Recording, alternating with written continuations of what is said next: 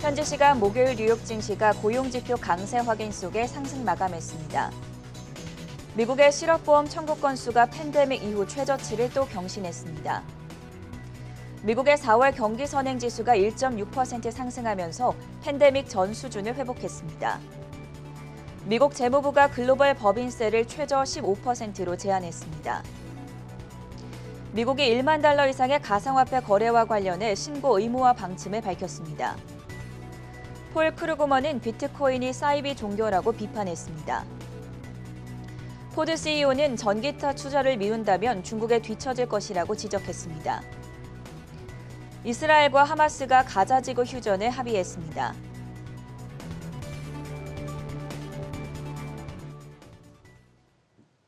네, 시청자 여러분 안녕하십니까? 5월 21일 금요일 글로벌 이슈 투데이의 전세원입니다.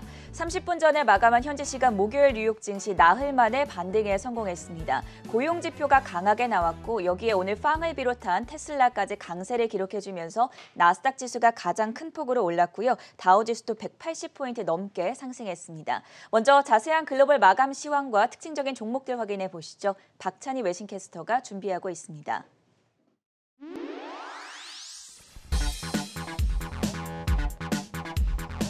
뉴욕 증시 마감 시황입니다. 오늘 뉴욕 증시는 기술주 반등과 고용지표 호조에 힘입어서 3거래일 만에 반등에 성공했습니다. 다우지수 0.55%, S&P 500 지수 1% 상승했고 특히 기술주 중심의 나스닥 지수가 1.7% 큰 폭으로 올랐습니다. 차트를 보면 상승 출발한 증시는 이후 계속해서 상승폭을 키웠는데요. 최근 물가 상승 압박에 연준의 완화적인 기조가 바뀔 수 있다는 우려가 커지면서 기술주 위주로 조정이 나왔었지만 오늘 반발 매수세가 유입되면서 기술주 강세 속에 증시는 반등에 성공했습니다. 이날 발표된 경제지표도 대체로 양호했습니다. 주간 실업보험 청구자 수는 전주보다 3만 4천 명 줄어든 44만 4천 명을 기록하면서 코로나19 팬데믹 사태 이후 또다시 최저치를 경신했고 4월 경기 선행지수도 전월 대비 1.6% 올라 두 달 연속 상승하면서 팬데믹 사태 이전 수준을 회복했습니다. 다만 5월 필라델피아 연은 제조업 지수는 31.5를 기록하면서 전월 대비 큰 폭으로 하락했는데요. 그래도 지난달 수치가 50년 만에 최고치였기 때문에 증시에 별다른 영향은 없었습니다. 여기에 전날 급락세를 보였던 가상화폐 시장이 반등한 것도 투자 심리를 끌어올렸습니다. 오늘 3대 지수가 일제히 상승하면서 11개 섹터 역시 대체로 강세를 보였는데요. 기술주와 커뮤니케이션 섹터가 1.7% 안팎으로 올랐고 그 뒤로 코로나19 팬데믹 사태 속에 화랑을 보이고 있는 부동산 섹터가 1.3% 상승했습니다. 반면 오늘 국제유가 하락 여파로 에너지 섹터는 약보합권에서 마쳤습니다. 오늘 기술주와 커뮤니케이션 섹터 강세 속에 빵주 역시 일제히 상승했는데요.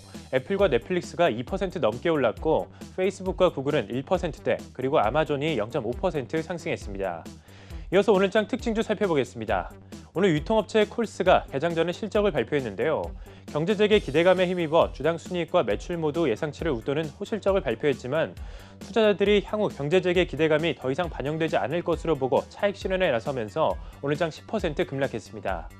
그리고 전날 장 마감 이후 실적을 발표한 L브랜즈는 호실적을 발표했음에도 불구하고 오늘장 3.9% 급락했습니다. L브랜즈는 주당 순이익 1달러 25센트, 매출 30억 2천만 달러로 예상치를 상회했는데요. 하지만 올해 가이던스를 발표하지 않으면서 투자자들에게 실망감을 안겨줬습니다. 한편 민간 우주 탐사 기업 버진 갤럭틱은 오는 토요일에 다음 시험 비행이 예정돼 있다고 발표하면서 오늘 14% 급등했습니다. 그리고 암호화폐 거래소 코인베이스는 오늘 가상화폐 시장이 반등에 성공하면서 3.8% 상승했는데요. 특히 웨드부시가 비트코인 변동성에도 불구하고 매수에 나서겠다고 밝히면서 투자 심리를 끌어올렸습니다. 그리고 비트코인을 보유하고 있는 기업들의 주가도 큰 폭으로 올랐는데요. 테슬라가 4.1% 상승했고 마이크로 스트래티지 역시 3.9% 올랐습니다. 한편 테슬라의 일론 머스크 CEO는 전날 트윗을 통해 또다시 도치코인 띄우기에 나섰는데요. 1달러짜리 지폐에 조지 워싱턴 대통령이 아닌 시바견이 새겨진 사진을 게시하면서 이 도치는 얼마인가라는 글을 올렸습니다. 이 트윗으로 오늘 도치코인의 가격은 전일 대비 14% 급등하고 있습니다. 한편 전날 중국의 가상화폐 규제 소식에 큰 폭으로 하락했던 비트코인은 여러 기업과 기관이 저점 매수에 나섰다는 소식에 큰 폭으로 반등에 성공했는데요. 전날 3만 달러 가까이 내려갔던 비트코인은 현재 4만 달러까지 회복됐고 이에 따라 이더리움을 비롯한 다른 알트코인의 가격도 일제히 상승하고 있습니다.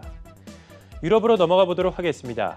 유럽 주요국 증시는 시장은 전일 인플레이션 우려로 급락했지만 기업 실적 호조와 반도체 분야 합병 논의 등이 시장의 투자 심리를 끌어올리면서 일제히 반등에 성공했습니다. 독일 닥스 지수가 1.7% 큰 폭으로 반등했고 영국 증시와 프랑스 깍그 지수도 1% 넘게 올랐습니다. 마지막으로 상품 시장 살펴보겠습니다. 간밤 이란이 핵협정 복원 협상에서 이란에 대한 주요 제재를 모두 철회하기로 합의했는데요. 이에 따라 지정학적 위험이 해소 속에 원유 공급이 증가할 가능성이 커지면서 오늘도 국제유가는 큰 폭으로 하락했습니다. WTI는 전일 대비 2% 내린 62달러 선에 거래됐고 브렌트유도 2.3%가량 하락하고 있습니다. 그리고 달러 약세와 국채금리 하락 속에 상승 출발했던 금 가격은 오늘 증시의 위험자산 선호 심리가 커지면서 상승분을 반납하고 하락 마감했습니다. 금은 전일 대비 0.18% 내린 1,878달러 선에 거래됐습니다. 마감 시황 전해드렸습니다.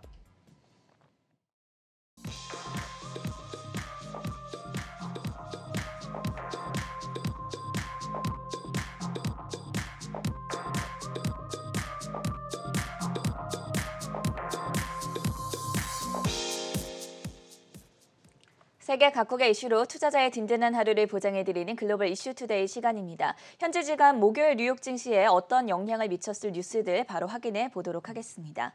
첫 번째 소식입니다. 오늘 뉴욕 증시가 나흘 만에 반등에 성공했습니다. 매주 금요일 저희가 전해드리고 있는 경제 지표죠. 미국의 실업보험 청구 건수 고용 지표가 팬데믹 이후에 또 최저치를 경신했다는 보도가 나왔는데요. 자세한 경제 지표들 먼저 강다은 외신캐스터가 짚어주시죠. 네, 지난주 미국의 신규 실업수당 청구 건수 감소세를 지속하면서 고용시장의 개선 현황을 확인했습니다. 지난 한 주간 신규 실업수당 청구 건수는 44만 4천 건으로 3만 4천 건 감소했는데요. 표를 통해 보면 로이터가 집계한 전문가 기대치 45만 건에 밑도는 수치로 3월 중순 이후 최소치입니다. 즉 팬데믹 이후 가장 적은 수치를 기록한 데다 3주 연속 감소세를 이어온 건데요. 실업수당 청구 건수 감소는 코로나19 사태 후 도입된 각 주의 영업 제한 완화와 백신 접종에 따른 경제 확대 덕분으로 풀이되는 모습입니다. 게다가 텍사스, 오클라호마, 인디애나주 등 공화당 소속 주지사가 있는 주 정부들이 잇따라 주 300달러의 연방정부 추가 실업급여의 혜택을 폐지하기로 한 것도 실업자 감소에 도움을 줬습니다. 미국에선 계속해서 과도한 실업급여로 구인의 애를 먹고 있다는 지적이 제기되는 상황인데요. 지방정부의 추가 실업급여 지급 중단을 선언한 주는 최소 21곳으로 공화당 주정부의 4분의 3 이상입니다. 그 외 다른 지표들도 발표됐습니다. 지난 4월 미국의 경기 선행지수는 2개월 연속 팬데믹 이전 수준을 회복했는데요.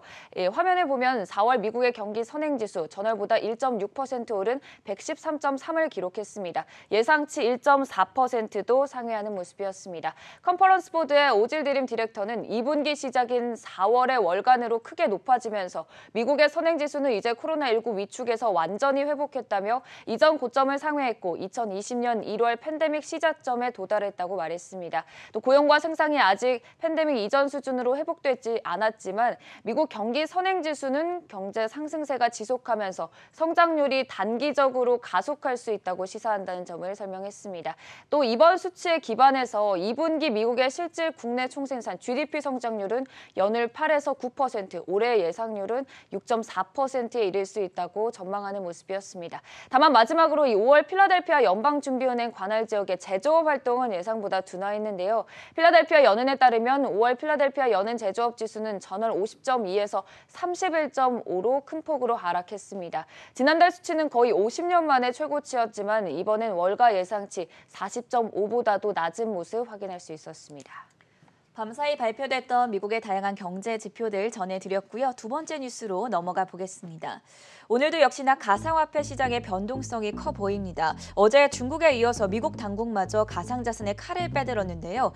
$10,000가 넘는 규모의 모든 가상화폐 자산을 거래를 신고하도록 의무화하겠다 이런 방침을 밝혔습니다. 관련해서 비트코인 또 일론 머스크 이야기 여러 가지 소식들이 올라와 있는데 정가은 외신캐스터 오늘은 어떤 뉴스들 살펴보면 좋겠습니까? 네, 중국에 이어 미국에서도 가상화폐에 대한 당국의 경고가 나왔습니다. 미국 재무부가 가상화폐로 얻은 이익에 대해 철저히 과세하겠다고 밝힌 겁니다. 가상화폐 매매 확대 과정에서 발생할 수 있는 탈세를 차단하겠다는 의지로 풀이됩니다.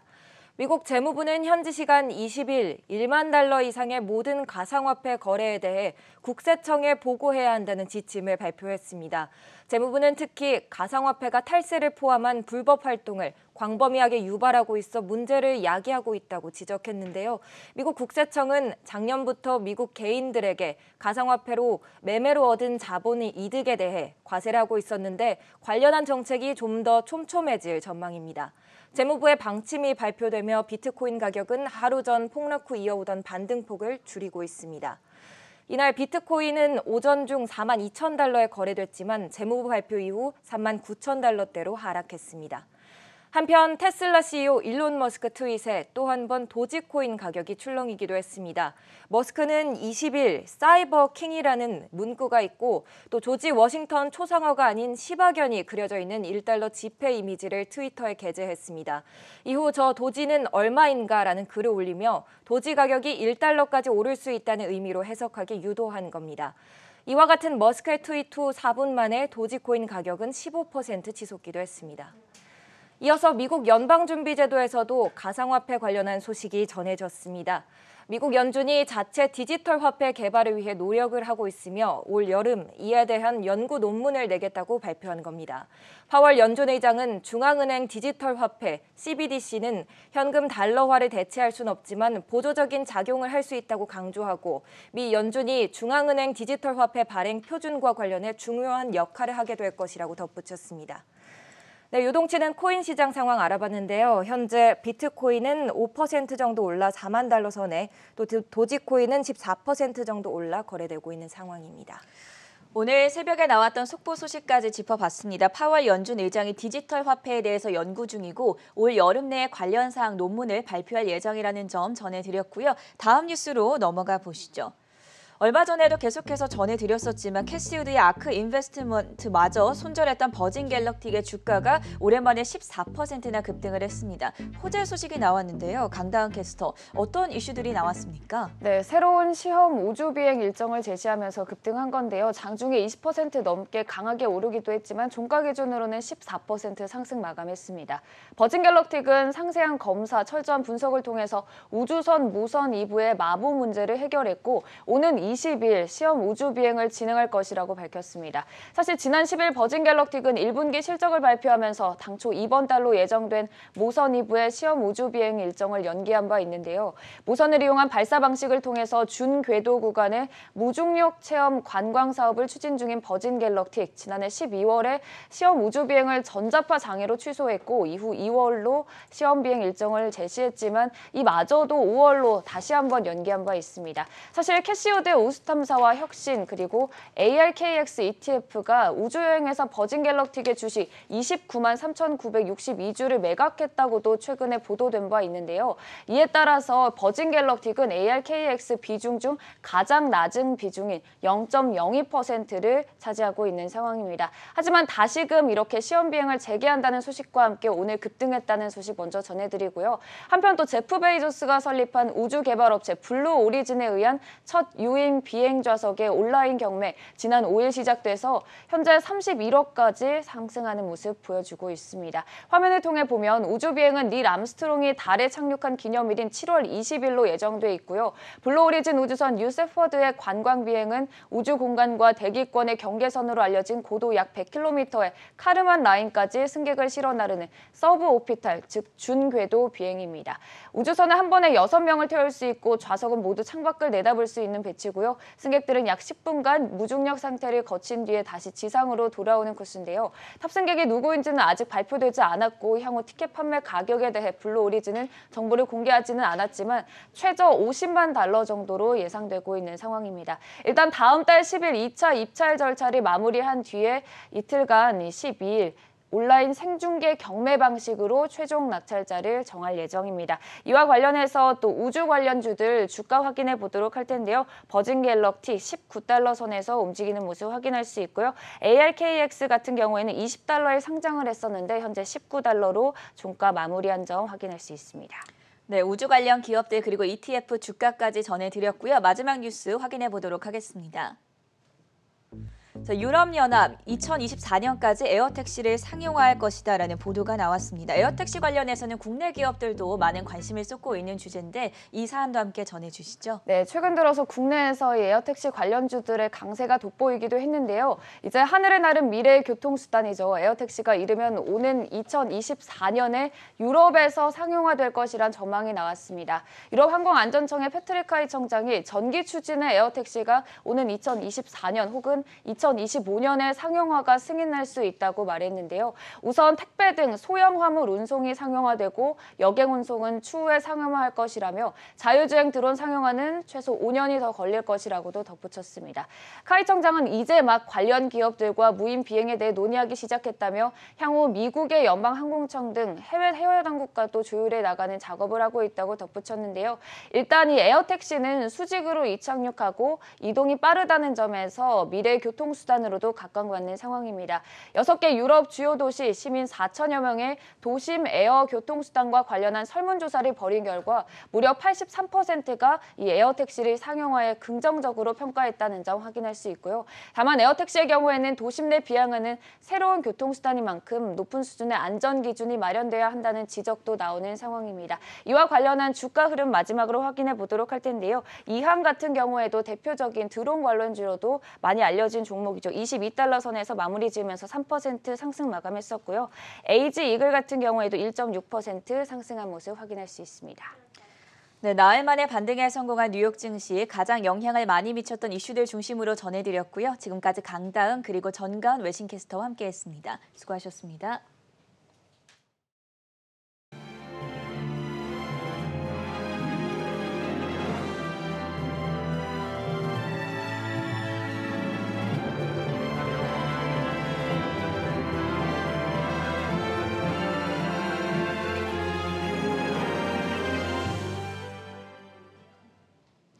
네, 한미 정상회담이 코앞으로 다가왔습니다. 2년 1개월 만에 워싱턴 DC를 방문한 문재인 대통령은 내일 백악관에서 바이든 대통령과 회담을 가질 예정인데요. 이번 회의에선 코로나19 백신과 반도체 분야 협력을 비롯해 쿼드 동맹과 한반도 정책 등 다양한 의제들이 논의될 전망입니다. 이와 관련해 CNBC와 블룸버그 등 현재 다수의 외신들이 내일 회담에서 다뤄질 내용에 대해 뜨거운 관심을 보이고 있는데요. 외신들이 바라본 한미 정상회담 크게 4가지 파트로 나눠서 살펴보겠습니다. 네, 첫 번째 타이틀은 백신 협력 방안입니다. 앞서 문재인 대통령은 이번 방미 일정을 통해 한국을 백신 생산의 글로벌 허브로 만들겠다고 포부를 밝힌 바 있는데요. 미국의 백신 스와프 정책을 통해 국내 백신 수급 문제를 우선 해결하고 미국 제약사와의 위탁 생산 계약을 통해 백신 생산량을 늘리겠다는 계획입니다.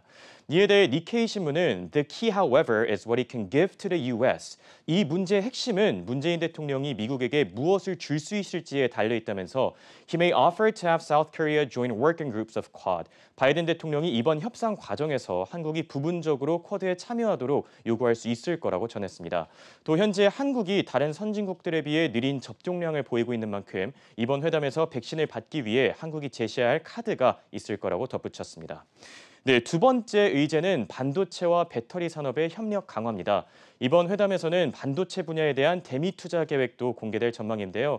바이든이 그동안 관련 산업에 대한 중요성을 꾸준히 강조해온 만큼 문재인 대통령이 이를 협상 지렛대로 사용할 거란 관측이 나오고 있는 상황입니다. 현재 외신들은 최소 40조 원에 달하는 국내 4대 기업의 투자 금액에 주목하고 있는데요. 특히 자금의 절반에 달하는 삼성전자의 반도체 파운드리 투자 계획이 문재인 대통령의 핵심 카드 가운데 하나가 될 거라고 전했습니다.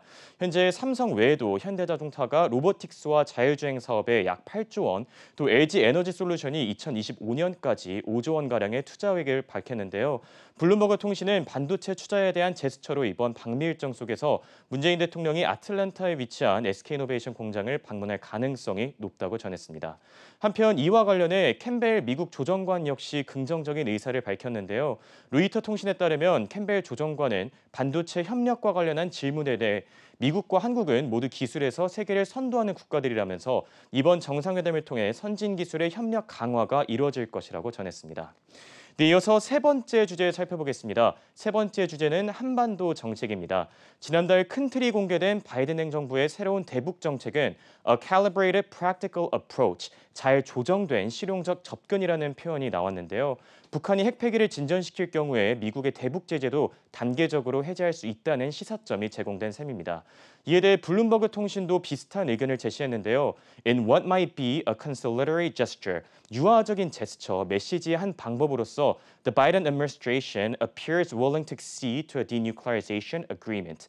바이든 행정부가 비핵화 합의에 응할 것으로 보인다고 밝혔습니다. 네, 또 바이든의 전략이 트럼프 행정부의 일괄 타결식 협상과는 차이가 있는 만큼 문재인 대통령을 통해 북한과 관련된 유의미한 결과를 얻을 거라고 덧붙였습니다. 네, 마지막 의제는 쿼드 참여입니다. 앞서 캠벨 조정관은 쿼드에 대한 확대 계획이 없다면서도 한국과 동남아 국가 연합을 비롯해 특정에서 영내 협력 확대 필요성을 거론하기도 했는데요. 한국의 쿼드 동참을 직접 언급하진 않았지만 코로나19 대응 방안과 첨단 기술 네트워크 구축 등 현재 여러 분야에서 추진되고 있는 워킹 그룹에 한국의 동참을 촉구한 것이라는 관측이 제기되고 있는 상황입니다. 이와 관련해 영국 가디언지는 이번 정상회담은 한국에게 시험대가 될 것이라고 전했는데요. It will also exhibit the dilemma faced by middle-sized powers such as South Korea. 중견 강대국인 한국이 딜레마에 빠질 거라면서 동맹국인 미국과 중국 사이에서 신중한 선택을 내리게 될 거라고 밝혔습니다. 현재 대중정책 기조를 이어가고 있는 미국 입장에서는 한국의 쿼드 참여가 중요한 상황인데요. 동시에 한국이 중국과의 관계도 놓칠 수 없는 만큼 양국 사이에서 적당한 줄다리기 전략을 취해야 된다는 게 전문가들의 분석입니다. 다만 한국이 현재 백신과 대북 정책과 관련해 미국의 도움을 바라고 있는 만큼 쿼드 참여와 반도체 투자라는 두 개의 선물을 제공할 가능성이 높다고 평가되고 있습니다. 네, 이렇게 한미 정상회담에서 논의될 내용에 대해 살펴봤고 회담에서 좋은 소식 들려오길 바라며 오늘 브리칭 마치겠습니다. 네, 내일 토요일 오전으로 예정이 되어 있죠. 한국과 미국 문재인 대통령과 바이든 대통령의 첫 대면 정상회담과 관련한 다양한 외신 반응들 짚어드렸고요. 오늘 글로벌 이슈 투데이 여기서 마무리 짓고 잠시 후 저희는 굿모닝 투자의 아침으로 돌아오겠습니다.